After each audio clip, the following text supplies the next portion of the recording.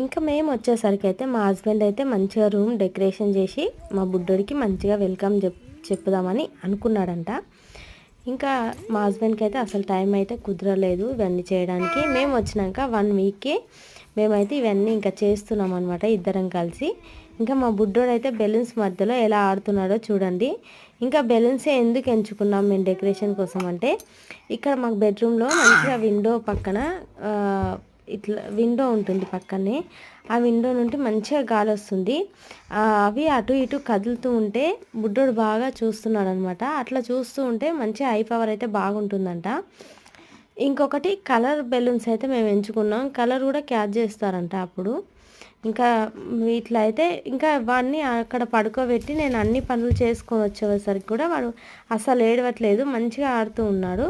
ఇంకా మీరే చూడండి ఎలా ఆడుతున్నాడో. ఇంకా మేమైతే ఆ రోజు కొన్ని పిక్స్ అయితే తీసుకుంటూ మేము మంచిగా ఎంజాయ్ చేస్తూ మేమైతే ఆ పని అయితే చేసుకున్నాము బుడ్డోడితోటి ఆడుతూ. ఇంకా కొన్ని వీడియోస్ అయితే తీసుకున్నాం అనమాట. మా వీడియోస్ ఫొటోస్ కనుక మీకు నచ్చినట్లయితే ప్లీజ్ లైక్ చేయండి, షేర్ చేయండి. ఇలాంటి మంచి మంచి వీడియోస్ కోసం మా ఛానల్ని తప్పకుండా సబ్స్క్రైబ్ చేసుకోండి. ఓకే ఫ్రెండ్స్, బాయ్ మరి.